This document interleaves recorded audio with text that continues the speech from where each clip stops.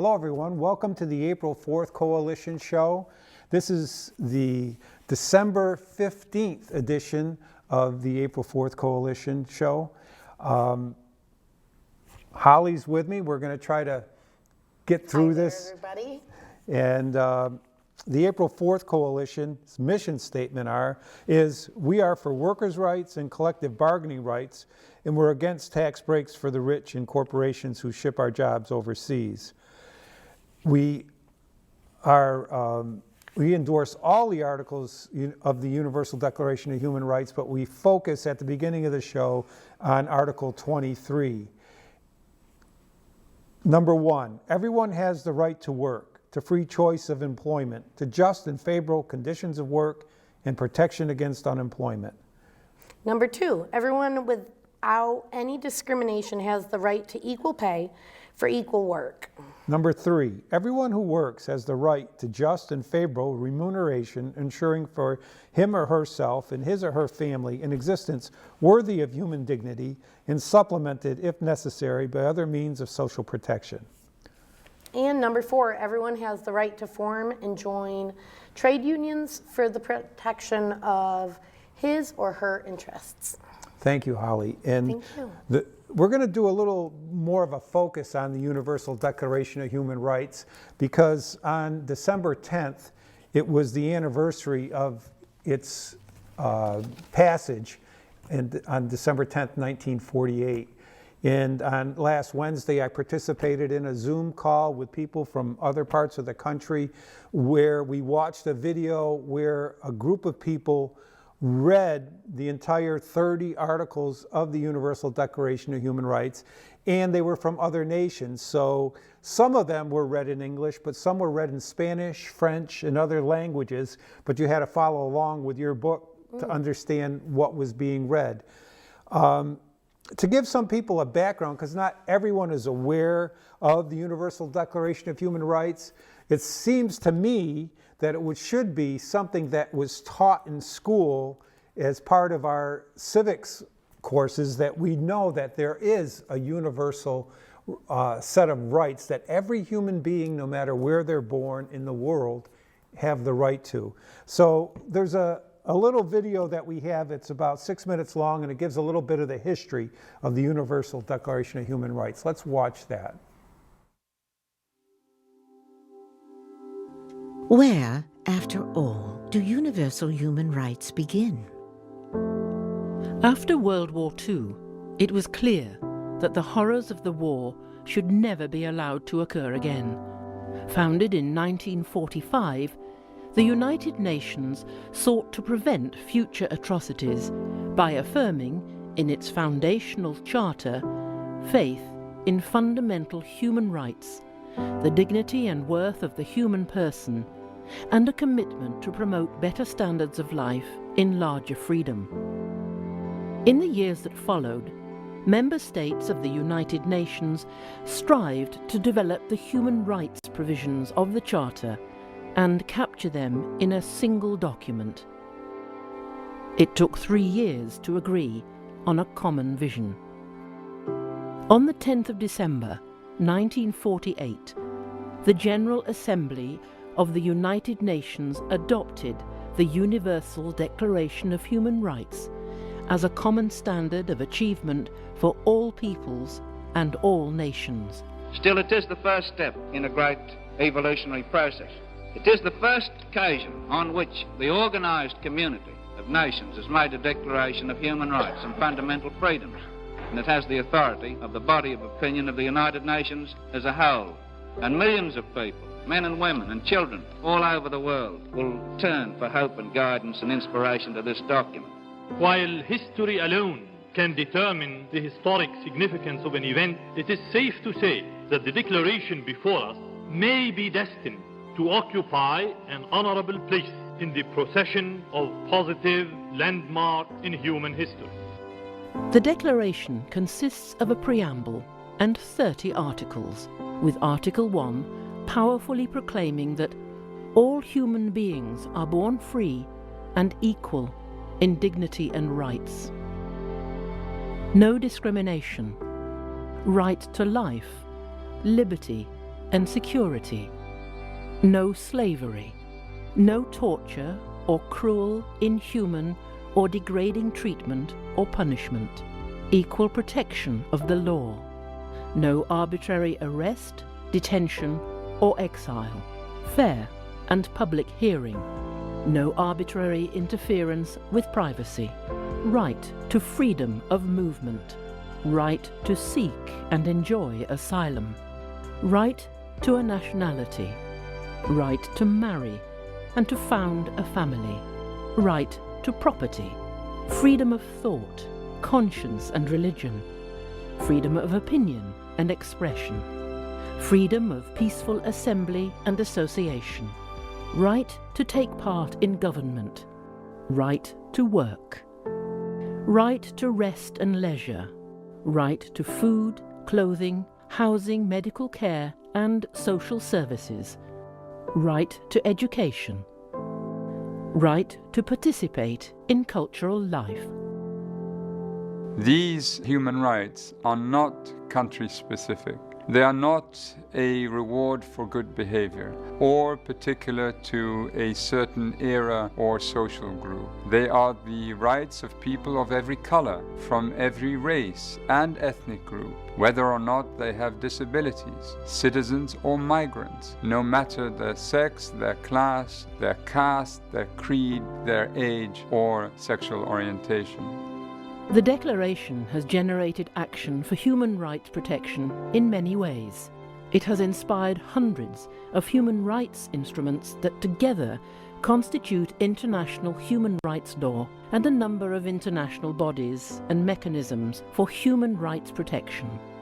The principles of the Declaration have supported the decolonization struggle and have been enshrined in the constitutions of the newly established countries which have joined the United Nations. The Declaration has inspired national and regional human rights protection systems, including legislation and institutions. And it continues to guide the work of human rights defenders and advocates worldwide. Today, the Declaration is available in more than 500 languages and dialects, and it has obtained the Guinness World Record for the most translated document in the world. The 10th of December, the day on which the Declaration was adopted, is celebrated each year as Human Rights Day. The Declaration emphasizes the relevance of human rights in our daily lives.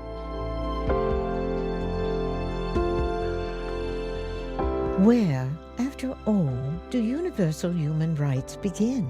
In small places close to home, so close and so small that they cannot be seen on any maps of the world. Yet they are the world of the individual person, the neighborhood he lives in, the school or college he attends, the factory, farm, or office where he works. Such are the places where every man, woman, and child seeks equal justice, equal opportunity, equal dignity without discrimination.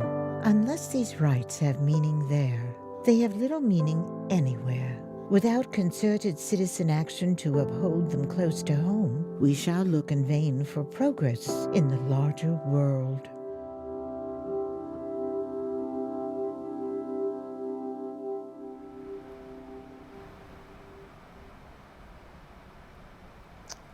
Well, thank you. That's eye-opening and so powerful.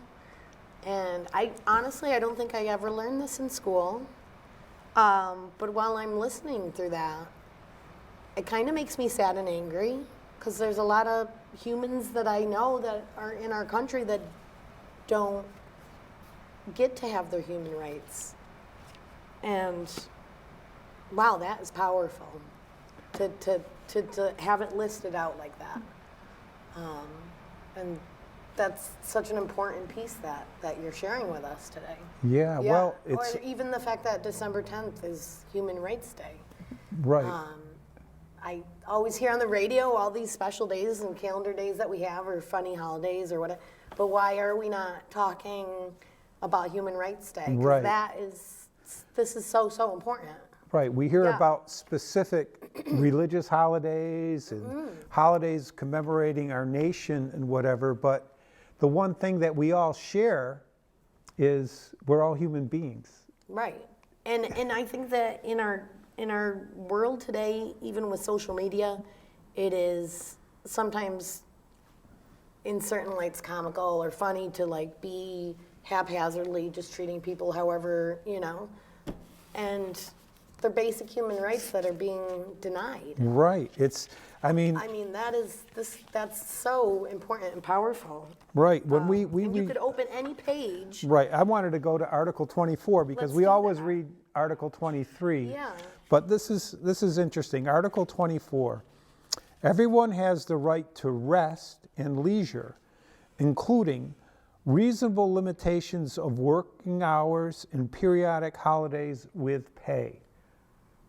Which is, I mean, we don't even, I mean, as we're, when I was younger, I think that definitely it was probably more honored than it is now.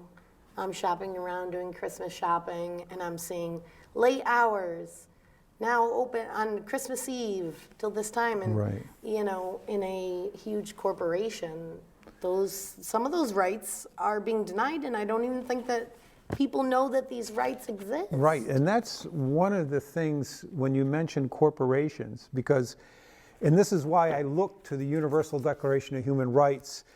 Instead of, we have our Constitution, but we have people on the Supreme Court that say, in interpreting the Constitution of the United States, that corporations are people.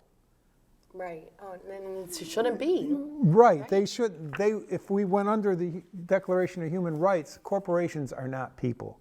No, And it's so, an entity. right, and that's one of the reasons why corporations want to take advantage of people.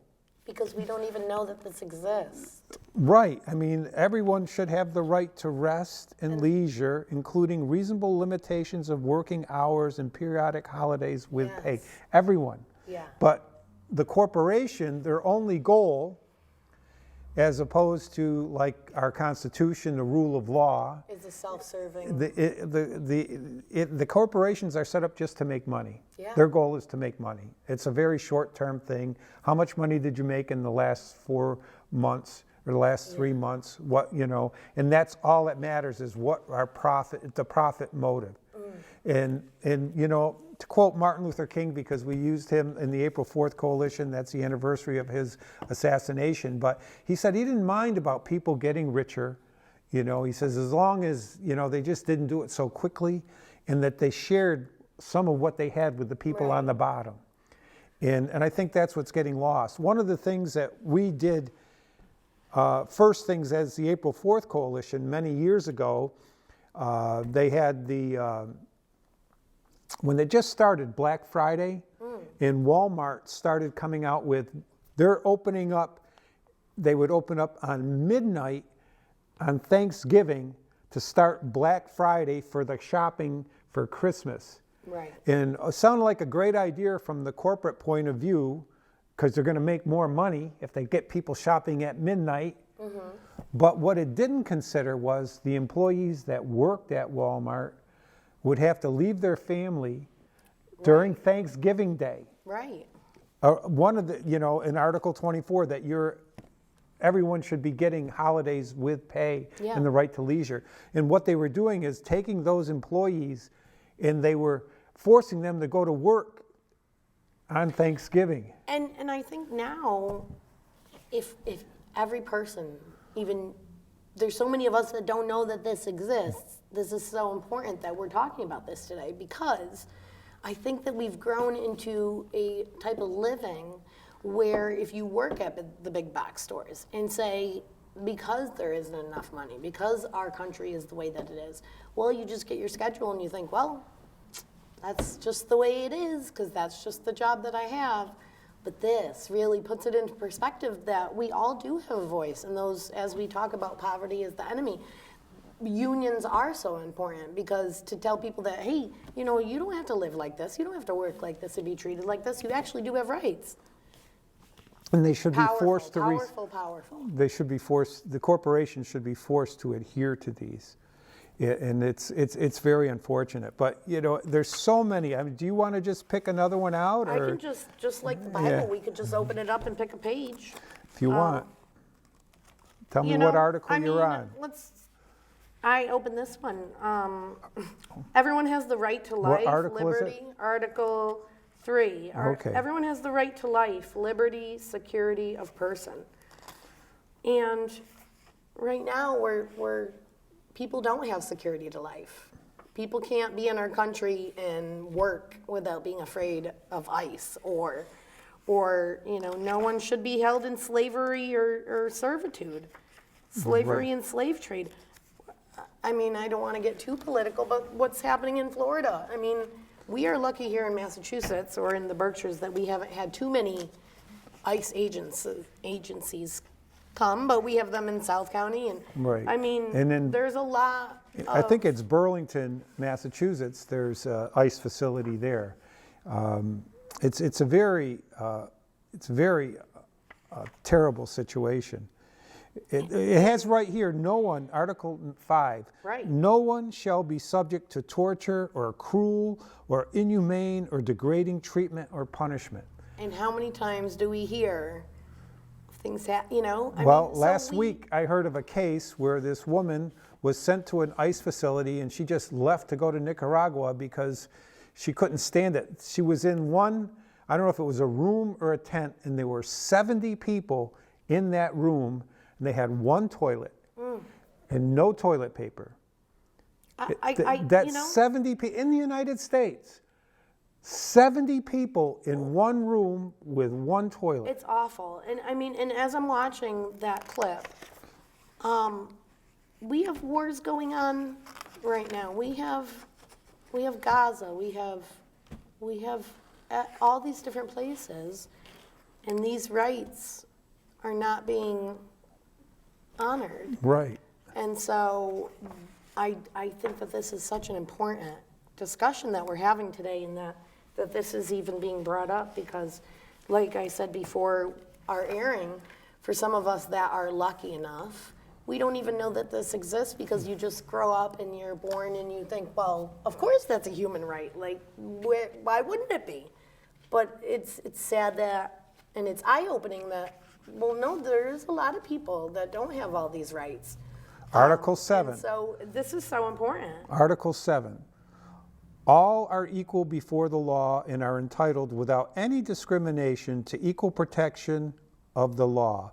All are entitled to equal protection against any discrimination and violation of this declaration against any incitement to such discrimination.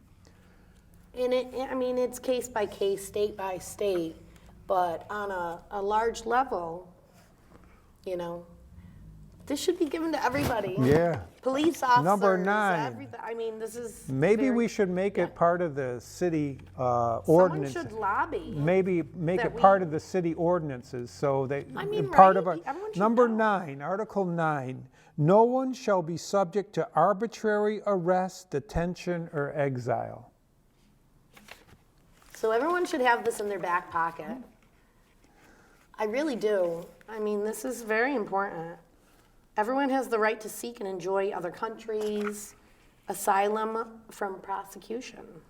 Yeah. And the right may not be invoked in the case of prosecutions genuinely arising from non-political crimes or from acts contrary to the purpose and principles of the United Nations.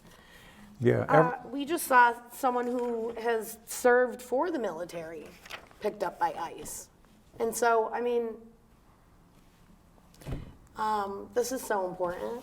Thank you, Dick. Number for- 13, everyone has the right to freedom of movement and residence within the borders of each state. Everyone has the right to leave any country, including his own, and to return to that country. And what you did, Article 14, everyone has the right to seek and enjoy in other countries asylum from persecution. And that's what many of the people that are in this country as immigrants have done. They've left their country because it wasn't safe, that there was violence within their community, drug lords or whatever. They're being terrorized. If the young ones don't join the gang, then they're terrorized. So they leave and seek asylum. They come to this country, and what our asylum laws used to be is you report to the border and say, I'm seeking asylum. But there were so many coming in and so few border guards, they were just telling them, come in and report some. They were looking for people to report to. They weren't hiding. And then they get their asylum. They get the right to seek asylum, and there's an asylum procedure within our country. But what's happening now is people who are following the rules that were set down go to court when they get for their asylum case. And so what happens is they sit there and they say, you know what? You know, we're just gonna, we don't care about this asylum case anymore. You don't have to come back. But as soon as they go out the door, ICE is there to arrest them. Yes, I just saw that. And or a girl who literally is an American and goes to college, and she was getting on an airplane and they picked her up. She's never even been to that country. She was, I can't even imagine. Right. The atrocities that are happening. Right. It's here and overseas, and so where does it start? I think it just starts with people like you and me.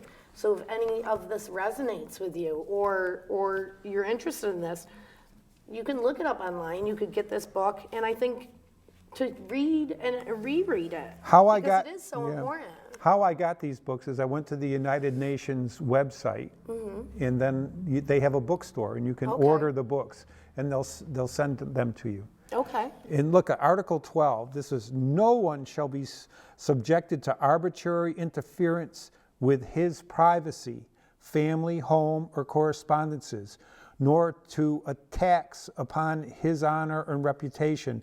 Everyone has the right to the protection of the law against such interference or attacks. That's one of the fundamental things that we're, with these cell phones, right now, they're set up the wrong way. You have to say, okay, no, I don't want you to share my information. Gotcha. Yeah, they try to trick you. Instead, it should be, they should never be able to share your information unless you say, okay, I want you to share that information.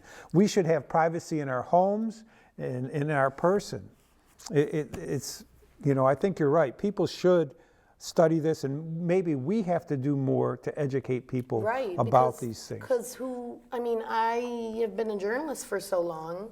I mean, maybe I'm just being naive, but I mean, I never really knew that this existed. And so this morning coming in, that this is very eye-opening, and we need important people like you that care. Well, because we wouldn't know. And we're all important people. That's what this says. Are. We all are. No matter. But it's people that, you know, when we talk about solidarity, we've been talking about that, or just having shows like this or topics like this, a safe place to be able to talk about these human rights and not feel like you're doing something wrong or you're going to get in trouble.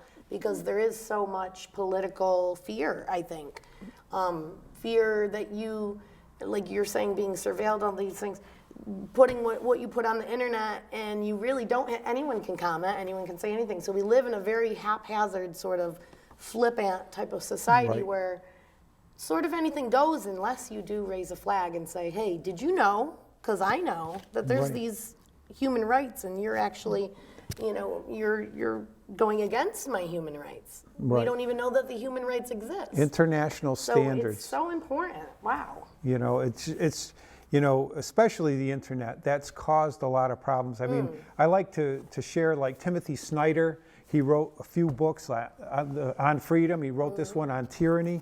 But one thing that he talks about, you know, with the internet, you know, he draws the parallel when the printing press came about. When it first came about, they were printing everything, and wars were fought over just how someone translated the Bible. People were being killed, you know. It took a long time, many years. It's not as bad now as it was then, but it took a long time for them to set up certain regulations. that, okay, this is what an edited book, this is what, like a newspaper. These are the standards that newspapers have to use. These are the standards that books have to use in order for them to be printed and distributed. They were just safety measures for the population. Right now, the internet is just, it's like the Wild West. Anything can be out there, and the important thing is we have to base our life on truth, and these try to reinforce the truths rather than, a lot of times if you're looking on the internet, they're always pointing the finger at someone else, saying they're the problem. They're the reason why you don't have these rights or whatever. Right. But the important part is to bring those truths within yourself and recognize that it's not just your religion. Like I'm a Christian. I was born into the Catholic faith. Yeah. I still practice that. But I learned more about my faith by looking at other people's faiths, and I learned more and realized that because of their human rights, they have the right to their faith, and that faith, in learning about the other person's faith, you've learned more about your own. Right. They're not contradictory. They're not mutually exclusive. It's not wrong to like today is Hanukkah. It's the first day of Hanukkah. So, to all our Jewish brothers and sisters, I hope you enjoy your holiday season. We had some videos, but we don't have time to show them. But, it's on Friday, that was the Feast of the Guadalupe. In Latin America, it's a very important feast. And then on Saturday, the 10th, was Santa Lucia. It was the day in Sweden and in the northern, it was about light. And that's really like what this season is about. It's all about the darkness that's around us. The days are short, and we're looking forward to those days when things are a little bit brighter. Right. And we can enlighten ourselves, not only standing out in the sunshine, but if we search through the truths that about all human beings. Yes. and what we share together as a people.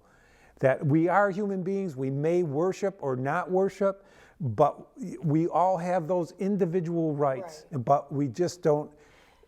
And I do think that's so important. In small towns, we don't get that diversity, but being able to educate ourselves or be around people of different cultures, it creates a type of empathy, I think, in us. It teaches us about ourselves, about others, and that's really what is so important, to love one another. I think that's what we always talk about on this show is equal rights for everybody, but that's not everyone's norm. So we hope to talk about this and carry that message that maybe right. something you'd hear and resonate, because it's such a cold world, and we really need to support one another. And what I like, we're a union focused, labor focused, but the union, that's what they talked about our Constitution. We were, in order to form a more perfect union, or just in the Declaration of Human Rights, it's a union of human beings. Mm-hmm. So I want to finish the show. We have a cut of Billy Bragg singing a song at a picket line in England, but I think he sings, it's the times they are a-changin'. So let's hear what he has to say, and then we'll close out the show right after this. Okay. Thank you. Power to the people. Power to the people. Well, I am also looking forward to seeing or hearing Billy Bragg, who is rumoured to be on site at the moment, but who's playing a little set down at the old schools in about an hour's time. So it's one of the bonuses of being out on strike. Thanks very much to our speakers, and I really don't need to introduce Billy Bragg, so I will just hand over the microphone to someone who knows how to use it better than me.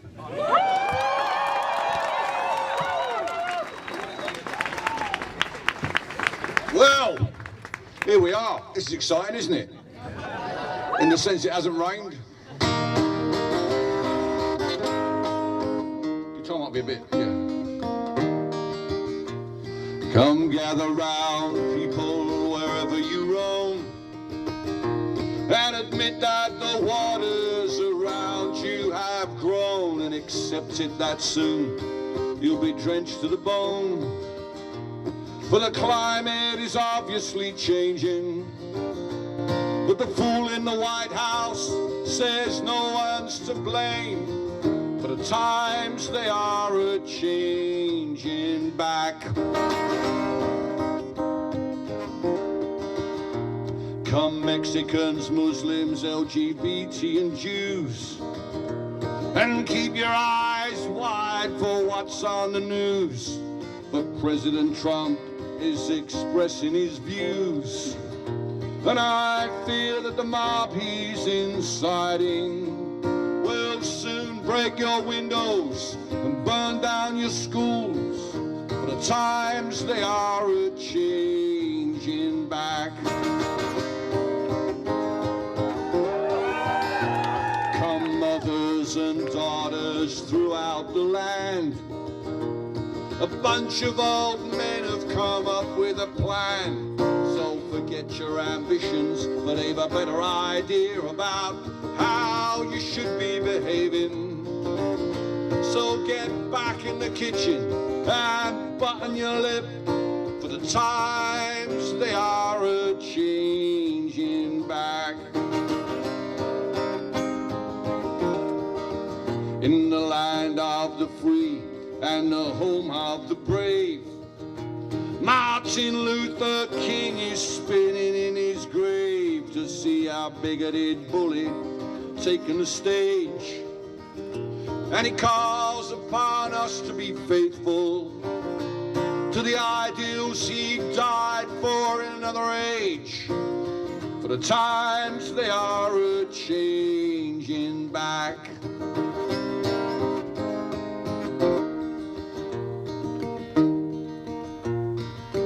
The line it is drawn, and the curse it is cast, and the slow one now will later be fast, as the present now will later be past. Let's hold on to that idea for a moment, and the first one now will later be last, for the times they need a change.